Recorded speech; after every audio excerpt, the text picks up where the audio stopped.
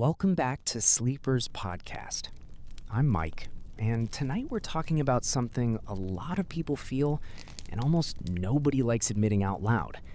The quiet embarrassment of caring too much.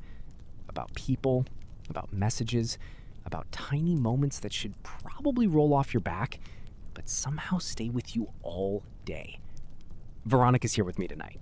She was also our guest in the second episode, so this is her second time on the Sleepers Podcast. Veronica, thanks for being here.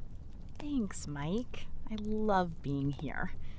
That topic is already making me want to sit differently. I noticed you got tense immediately. I did. My shoulders went up. That's never a great sign. It usually means we picked a real one. Unfortunately, that is true. How are you tonight? I'm good. A little tired. A little emotionally exposed before we've even started, so normal. That's a solid state for this show. What about you? Pretty calm. Also slightly suspicious of where this conversation might go. Which means you already have a story. I have several, and I resent that. Good. Then we're in a healthy place. We are. So, this whole thing, caring too much. I've always thought the strangest part isn't even the caring itself. It's how embarrassed people get by it. Exactly. Because caring is supposed to be a good thing, but the second it becomes visible, it feels humiliating. Right. The second somebody could measure it. That's it. If it stays private, it feels noble. The second it shows on your face because someone took 3 hours to reply, suddenly you feel ridiculous. 3 hours is such a dangerous amount of time. It really is. Because it's not enough to be dramatic, it's just enough to ruin your concentration. You can't even defend it. You can't say, no, this is serious. You just have to sit there pretending you were going to check your phone that often anyway. And doing fake casual things while absolutely tracking it. Fake casual things are a huge part of being an adult. Massive part. Looking out the window like you're reflecting. Meanwhile, your entire inner life is just, why did they put a period there? A period can change the whole weather of a day. Completely. I think that's part of why it feels embarrassing. Tiny things affect you, and you know they're tiny. And they still get in. Right, and then you judge yourself on top of it. So now you're hurt and annoyed with yourself for being hurt. Which is a brutal combination. It is.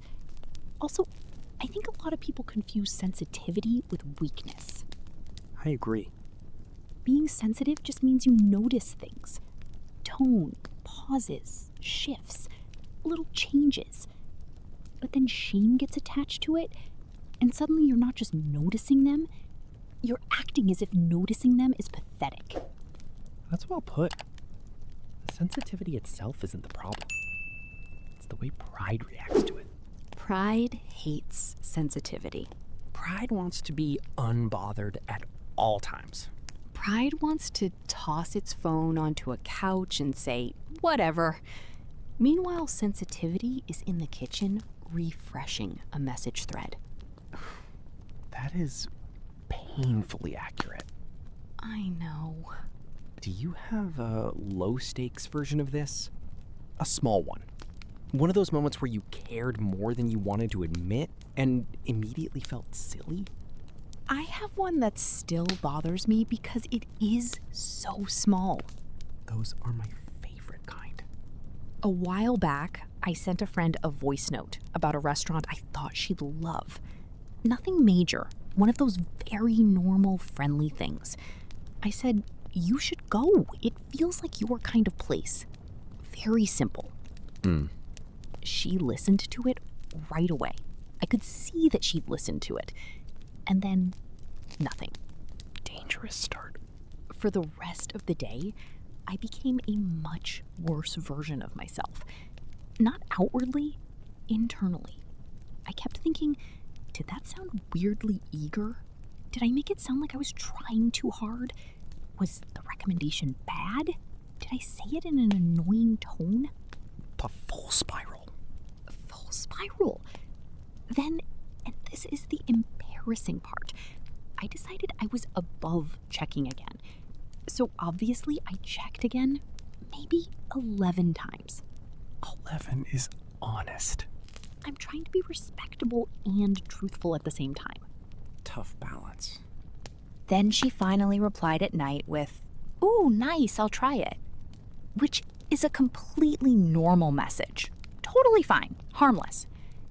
But by then, I'd spent an entire day quietly acting as if my emotional stability did not depend on whether she liked my little restaurant suggestion. That's so real. It's awful, because if you explain it out loud, you sound 12. But it doesn't feel 12 when you're in it. Not at all. It feels weirdly important. Because it's never just the restaurant. It's, did what I offered land? Did I reach you? Did I come off as too much? Exactly. Did the care transfer properly? That's such a tragic sentence, Mike. I know. But that's what it is. You offer a small piece of warmth, and then you wait to see if it arrived intact. That is exactly what it feels like. I think those small moments bother people because they reveal the thing underneath, which is almost never, "I hope they like this restaurant." It's more, "I hope I matter," in a soft, unspoken way. Right. I hope I'm not just sending little pieces of myself into a void. There it is. That sounds dramatic when we say it like that, but it's true. It is. And most people will never say that sentence out loud. They'll just get weirdly quiet for half a day. Or colder. Colder is a big one. I've definitely done that. The more I care, the more casual I suddenly sound. Which is such an absurd defense mechanism. No, same. The phrase, "all good," has done a lot of dishonest labor in my life. Oh, that phrase has covered a lot of emotional debris. It really has. Do you have one of those stories? A moment where you clearly cared more than you wanted to admit? I do. Mine was with an old friend I hadn't seen in a long time. We were never dramatic friends, very steady, very easy. Then life happened, as people say when they don't want to explain distance. Such a suspicious phrase. Extremely suspicious. Anyway, I saw something that reminded me of a very specific memory we had, and I sent him a longer message than I normally would. Not huge, but thoughtful. I mentioned the memory, said I missed that version of life a little, hoped he was doing well. So an actual human message. Exactly, which already put me in danger. Because now there's sincerity in the room? Right. I had exposed my neck slightly. Horrible. Brave, but horrible. He replied the next day with something short. Nice, not rude, just short. Basically, haha, I remember that. Hope you're good too, man. Oh no. Exactly. Again, on paper, totally fine. Nothing offensive. But I could feel the imbalance instantly. I had sent a door opening. He sent a polite wave through the window. That image is painful. It felt painful. Not because he did anything wrong. He probably replied in the middle of something. He may have meant it warmly. But for the rest of the day, I felt strangely exposed. Almost foolish. Like I had shown him I still held that friendship somewhere tender, and he had answered from much farther away. That hurts in such a quiet way. It does. Because there's nothing dramatic to point at. No betrayal, no fight. Just a tiny emotional mismatch. Those are sometimes the worst ones. I agree. And I remember immediately trying to regain my dignity internally. telling myself, well, that was just a casual message. It didn't matter. I wasn't expecting anything. Meanwhile, it absolutely mattered. Completely. I think that's the part people don't talk about enough. Sometimes what hurts isn't rejection. It's discovering very softly that something still lives in you more than it lives in the other person. That's exactly it. And then you feel embarrassed for still having it there. Right. As if care should have expired on schedule. Which it never does. No, it tends to ignore deadlines. Rude of it, honestly. Very rude. Did you answer in a cool way after that? Of course I did. I replied with something minimal and composed. Naturally. Then I stared at the conversation once more, like it might reveal new information. That's bad. It was bad. I've done that with messages where there is truly nothing else to discover. You reread the same 6 words like there's a hidden trapdoor. As if the tone might rewrite itself under examination. Exactly. I do think pride makes people pretend not to care, when caring is actually the whole story. For sure. Pride would rather look detached than be seen wanting anything. Wanting reassurance, wanting warmth back, wanting someone to notice that you reached. Even wanting to be chosen in tiny ways. That one gets me. Say more. Just small things. Being the person someone thinks to invite. Being remembered without having to remind people. Someone saving you a seat. Or sending you a photo because they knew you'd laugh at it. Or noticing when you get quiet. None of those things are huge, but when you care about them, you almost feel childish admitting it. Even though they're actually very human.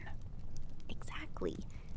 I think a lot of adult embarrassment is just normal human need, wearing a fake mustache and trying to sneak past your pride. That's one of the better definitions I've heard. Thank you. I'm very wise when I'm sleepy. I've noticed. Do you have another smaller example? One that's more ridiculous? I have a very stupid one. Perfect. Anytime I show someone a song that I love, I become temporarily unwell. No way. That is so specific. It's terrible. Because music is personal in a way that feels disproportionate. If I send you a song and you don't mention it again, I immediately become dignified on the outside and deeply offended in some tiny corner of myself. That is actually funny. I know it is. And it gets worse. There have been moments where someone says, "I'll listen later." And I say, "No rush," in this very measured tone. But inside, I'm thinking, there is absolutely a rush. There is, in fact, a rush. A spiritual rush. I relate to this so much. Because sending a song is never just sending a song. It's saying, this feels like me. Or this made me think of you. Or this is the mood I couldn't explain in normal sentences. Right. It's a strangely intimate little offering. Then if they never bring it up, you start acting as if you sent them a tax document. Exactly. No problem, just whenever. Meanwhile, I'm tracking whether they listened to minute 43 of my personality. Minute 43 of my personality is such a terrible phrase. But accurate. Very accurate. That kind of thing makes me realize how much of caring too much is really just wanting to be received properly. That's the whole thing. It's not even always about intensity. It's about landing. Yes. You can survive not getting everything you want. What feels weirdly bruising is when something sincere leaves you and just doesn't land where you hoped. Or land smaller than it felt when you sent it. Exactly. Do you think people hide how much they care because they're afraid of being controlled by it? Partly. Also, because once someone knows they can affect you, you feel less protected. That's true. And not even in a dramatic manipulation sense, just in a basic human way. If I admit I really wanted to hear from you, or I really hoped you'd remember, then suddenly there's evidence that you matter to me. And that feels vulnerable. Vulnerable in a way that can make you act strangely. Completely. Some people get quiet, some get sarcastic, some become super chill in a way that is almost medically suspicious. That last category is very common. Very common. They start using phrases like, no worries at all, with the energy of a Victorian widow. That is an unbelievable sentence. But you know I'm right. I do. I have a deeper one, actually. Go on. This was a few years ago. Nothing dramatic happened, which is part of why it stayed with me. I was in one of those periods where I felt slightly outside of a friend group I'd been close to for a long time. Not excluded in an obvious way, just not central anymore. That can be a very lonely feeling. It really can. There was a dinner one night. Very normal. People I loved, people I'd known forever. And the whole evening was fine. Truly fine. Nobody was cruel. Nobody said anything bad.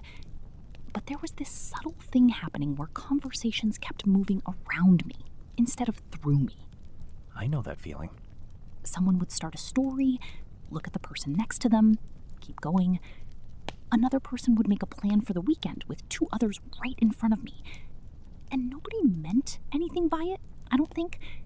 It was just one of those nights where you realize the emotional arrangement in the room has shifted a little, and you hadn't caught up yet. It's hard. It was. And I remember smiling the whole time, laughing at the right places, being perfectly pleasant. Then I got home and felt this wave of sadness that was so embarrassing to me because I kept thinking, what is wrong with you? You're an adult. It was just dinner. But it wasn't just dinner. No, it was the tiny private panic of realizing I cared a lot about still being held in the same place by people I loved. I wanted to be reached for without asking. I wanted to feel known in the room.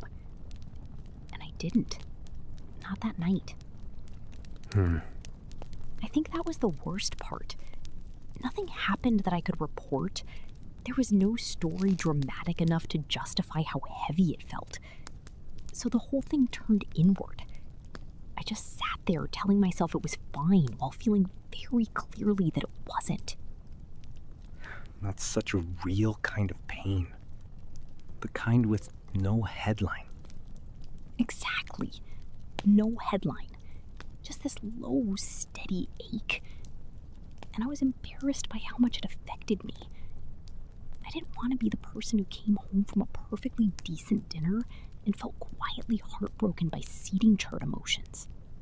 But I think a lot of people have had that exact night. I think so too. Which somehow makes it sadder and nicer at the same time. There's something brutal about emotional imbalance when it's subtle. Because you can't point to it cleanly. But your body knows. Your body knows immediately. Your pride just arrives later and starts doing damage control. That's very true. Also, I became unbearable after that. In what way?